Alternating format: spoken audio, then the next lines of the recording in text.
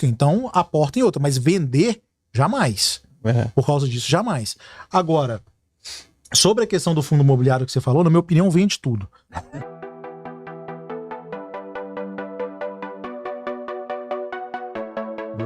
Fala, Fabião, beleza? Gostaria de perguntar o seguinte: tem aproximadamente aí 2 mil para aportar por mês. Que porrada. E faz uns 6 meses. Estou em fundos imobiliários e ações. Eu gostaria de saber, a partir de quanto, mais ou menos, de patrimônio que eu começo a fazer um rebalanceamento, né? No momento eu estou aportando de pouquinho em pouquinho as ações e os fundos escolhidos.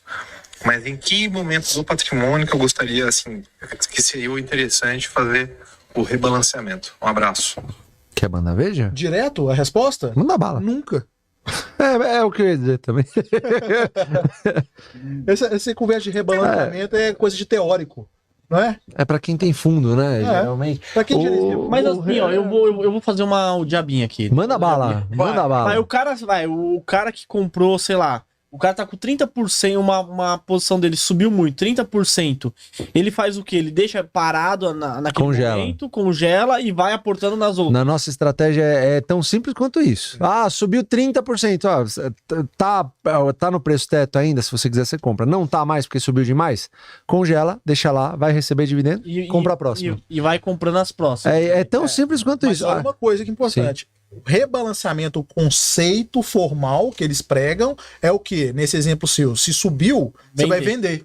Você vende e aloca outra coisa para rebalancear a carteira. É bonito falar isso, né? Cara, é maravilhoso. É lindo. Mas aí você pega a empresa que é a que tá mais dando certo, que é onde você tem, sei lá, Banco do Brasil.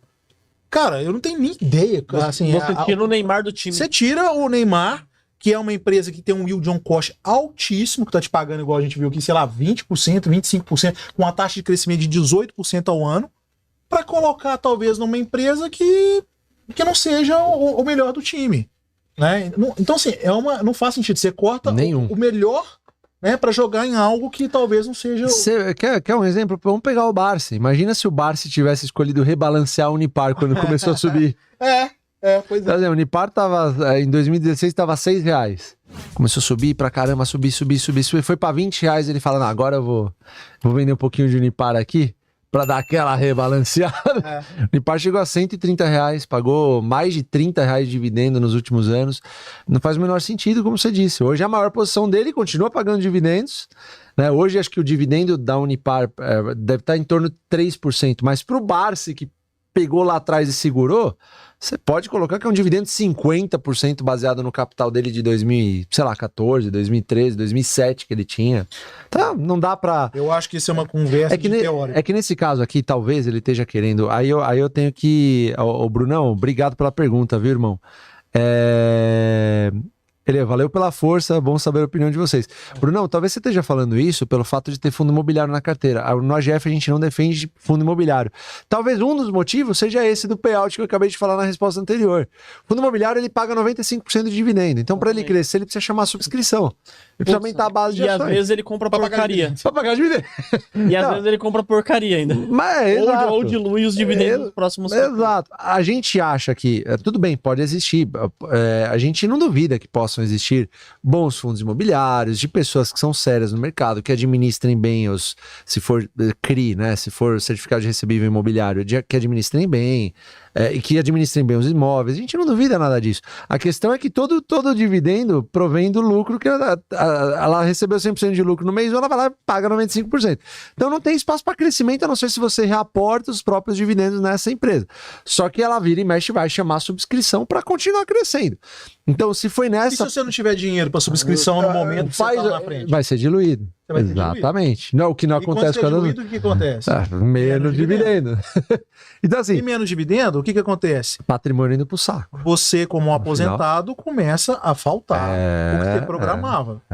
Então, eu acho que essa... Isso, né? Não, mas eu acho que essa pergunta do Brunão tá relacionada a isso, porque acho que ele segue a gente, ele sabe que a gente não investe em fundos imobiliários. E nada contra. Exatamente. Nada contra. Então, assim, o que ele deve estar falando aqui é, eu quero começar a tirar meio que fundo imobiliário da carteira e meter só em ações, porque eu já entendi o conceito de vocês. Brunão, nesse caso, na minha visão, você não deve vender seus fundos imobiliários, não.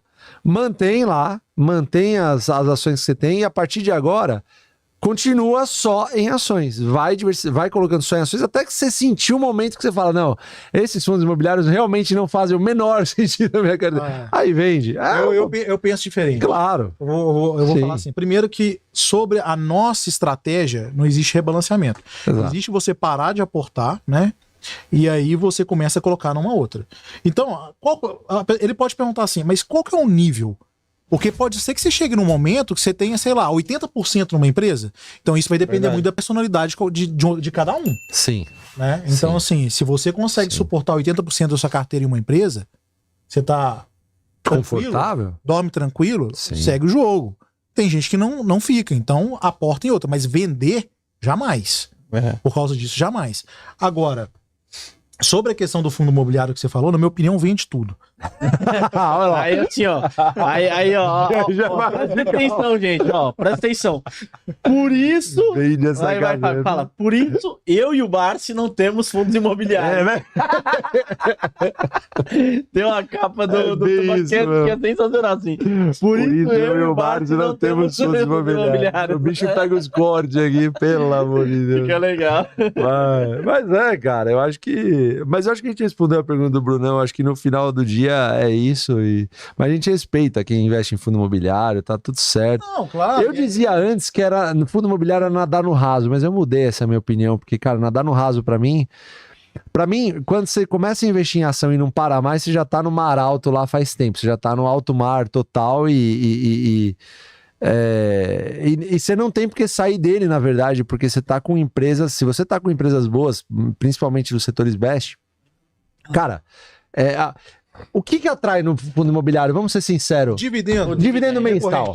Dividendo mensal, exatamente. Só que quando você vê isso que eu tô falando agora, que, você só vai crescer se eles começarem a meter...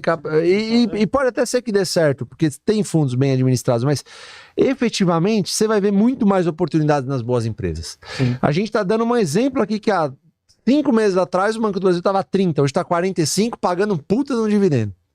A gente via a Taesa, 5 anos atrás estava 14, sei lá quanto, estava 14, 15 reais pagando 2, hoje está, sei lá, 35 reais pagando 5 de dividendo, pagando passado. Eu não conheço isso nos fundos imobiliários, mas eu também no estudo também posso estar falando alguma besteira. Fato mas não tem realmente. Não. Porque eles distribuem tudo. Verdade. Então as empresas, eu não lembro da última captação, subscrição que o Banco do Brasil fez. A Taesa fez, tá ameaçando fazer. Se for fazer, é pra crescer ainda mais. Eu não lembro. Esse que é o ponto que eu ia colocar. Porque eles podem contra-argumentar. Mas empresas também fazem subscrição. Também. Ok, empresa faz subscrição, mas a quantidade de subscrição de empresas... Não é uma por ano, né? Cara, tem uma por ano. Sei lá, eu gosto de falar, o Banco Brasil eu não lembro de subscrição. Não lembro. Taesa eu não lembro qual foi a última, estão falando. Mas, a S, talvez. A S fez agora.